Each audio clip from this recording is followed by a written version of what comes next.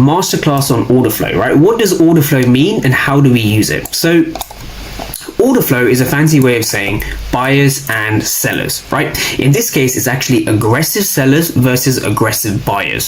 So if we just take a look, let's take a look at this candle, right? I want traders to understand this kind of candle here, this row over here. We see 1K for 883. So what does this mean from a fair value gap perspective? Or what does it mean from a buyers and sellers perspective? So 1K means that there was 1,000 market participants hitting the bid. The bid is the left-hand number, right? The bid represents aggressive sellers.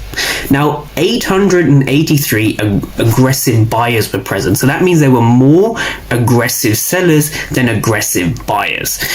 So this is important to understand. The key word there is aggressive. So you have to remember it's sellers on the left and buyers on the right. Aggressive sellers versus aggressive buyers. So that 1K for 883 means that there were more aggressive sellers than buyers, right? We see that via the red delta, because the red delta means that there's more aggressive sellers, right? A blue delta, so for example, if we just take a look here, for example, this blue delta 771 is bigger than 648. So we can see more aggressive buyers than aggressive sellers.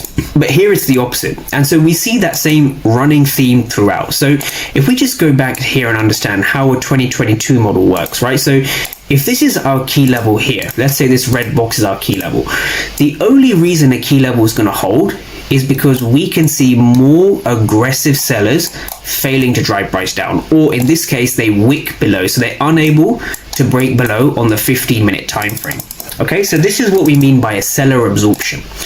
This is exactly what we mean by seller absorption. So a 2022 model only works when it's backed up by order flow.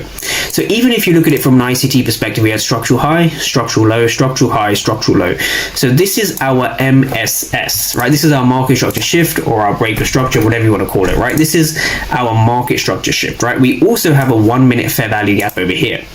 So it's all the same things, right? This is the 1-minute fair value gap. So it's all the same things that you're used to trading, right? But why can't you make it work? Well, the reason why is because you're taking the markets for granted.